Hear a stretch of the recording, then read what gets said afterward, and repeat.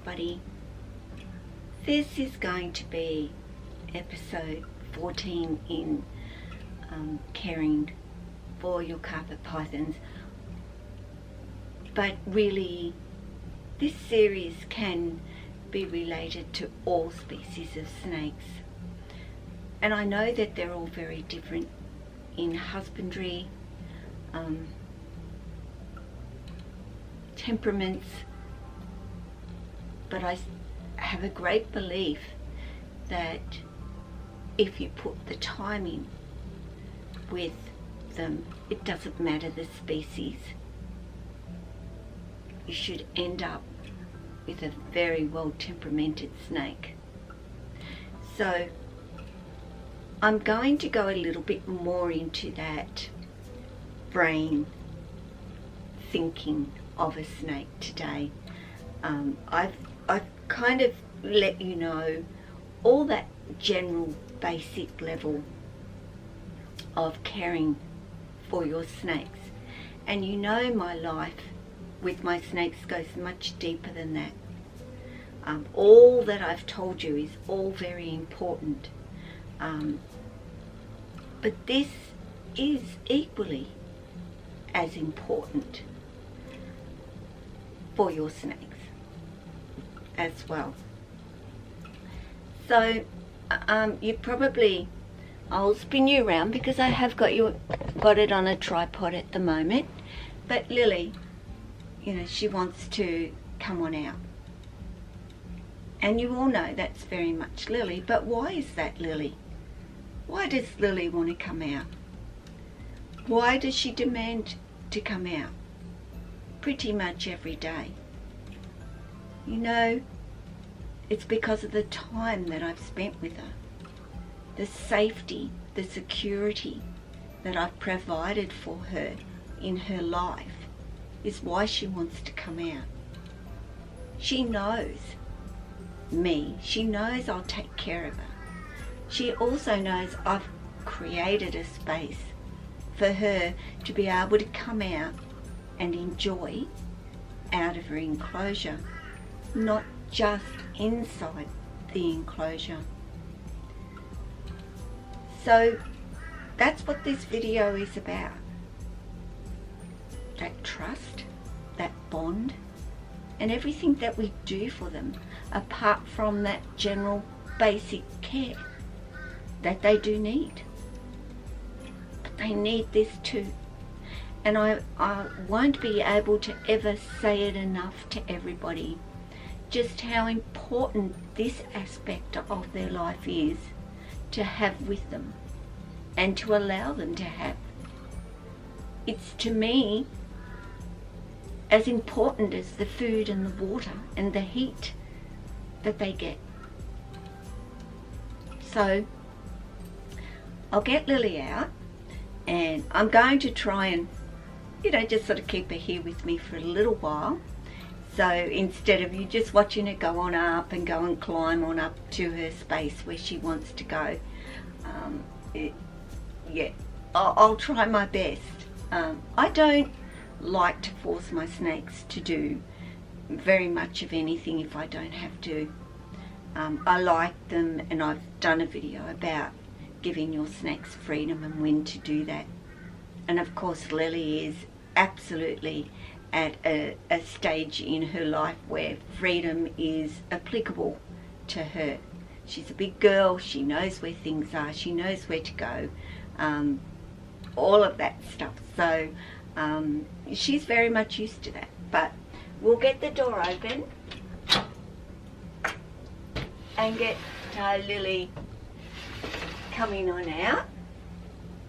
I have washed and I have done all the right thing, changed, and that I've just done Sia's mouth, which is looking really, really good. I will have to get her out a bit later today and give her her needle, but I'll just make sure my hands are nice and sanitized after doing Sia's mouth. Hello, baby. Yes, I know where you might like to go, but I might like you to just hang with Mum for a little minute. So I don't want to go too far off subject, because the subject is very much about me being a protector of my snakes, and understand my snakes are a protector of me too. And if you have that big bond with them, that is exactly what you'll get.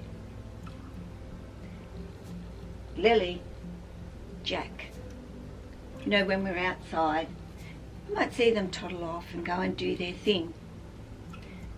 They're looking out for signs of anything that, you know, could be of danger to us. And I'm talking about us. It's not just related to what might be out there that can harm them. They also look to protect me as well at the same time. And I've seen that so many times with them. I've seen it with Lily so many times. She's on the alert for me, and not even herself at times. Once they realise it, that all is good and everything's safe and there's nothing to worry about, sure, they'll head on and go and do their bits and pieces and enjoy, because they've scoped the area, they've checked to see if everything is okay, and then they enjoy their time out there. But anything unusual that might happen, they're instantly on alert again, and they'll come scurrying to me. But that is for me and a little for them. It cuts both ways when you have that beautiful relationship with your snakes. So that's the importance of spending time with them, doing things with them, handling them, talking to them. All of that. That is what develops that bond. You keeping them safe, but letting them have freedom at the same time.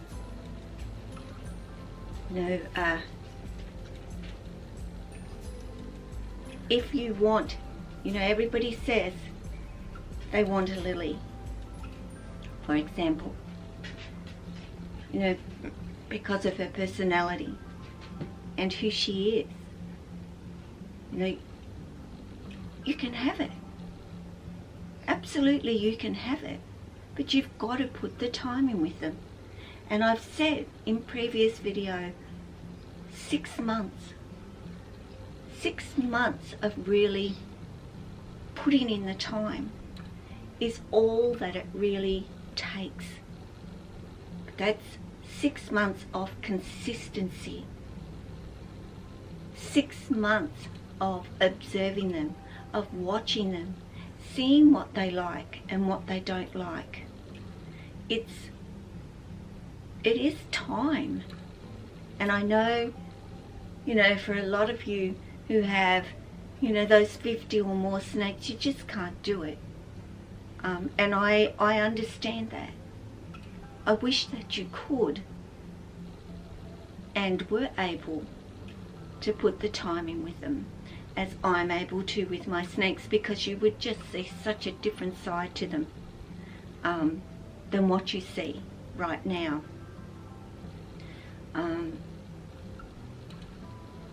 I think it just gives them such a great life in captivity. They didn't ask us to bring them into their home. And I certainly wanted to make my home as fun and as good for them as I possibly could. And I hope that I'm achieving it for them. I hope that I'm giving them a wonderful life. And if all it takes is 1 hour out of your day to sit observe. Not always just getting them out, but just watching them, opening their door, seeing how they react to your voice, you know, their action. It will tell you something. You know, people say, how do you read a snake? How do you know what a snake is thinking? I don't know what my snakes are thinking. I got an idea of what they are, and I put it together. I don't always get it right, but a lot of the time I'm pretty much on the mark. And I think that's also what they really appreciate as well, is that I'm onto it. And I do read what they're trying to tell me, and then I take action. It's about taking action, that they remember that that's what you do. So they do that again, because they do that action, and then that's how you react to it. They get to know it and understand it. And I'm always going to stick to the fact that your snakes are not stupid, that your snakes are capable of learning. Your snakes are capable of so much more than I think that you realize. And it's not just carpet pythons. They all have their own ability to learn. Something went wrong. Try again in a few seconds. Okay, I will Google. They all have the ability to learn at their own pace, just like us, humans. We all learn. Some of us are more clever than others. Well, the same goes for snakes, but never discount the fact that they can learn, that they are able to learn. But if you don't teach them, then they'll learn nothing. Nothing at all. Will you? Hey? Yeah, Lily? Yeah. You know, a bit of a one of a kind, aren't you? Hey? Bit of a one of a kind girl. And I am privileged, always, to have this relationship with my snakes. I trust them with my heart and my soul. I never see them as in any way something that will hurt or harm me. They don't see me as somebody that will hurt and harm them either. That is the relationship that you want to have with each and every one of your snakes, where you can say, I know he will never or she will never harm me. I know Lily never will. I know Jack never will. I know Sia won't now. I even know Tessa doesn't want to hurt me now. Even if she acts a little bit defensive when I go to get her out. When she's out, her intent isn't to harm me. I have that with all of my snakes, and I'm proud to have that with all of my snakes, and you should be too. Be proud of the fact that you have that full trust with them, because that means you've put a lot of time in with them and you have earned that trust and that bond with them. So that's what my video is about, that importance of trust and bonding with your snakes, because you've never really experienced it, and having snakes in your life if you don't have that with them.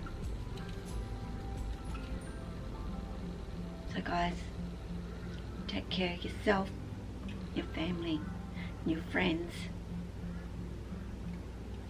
your snakes, and all your animals. Ciao.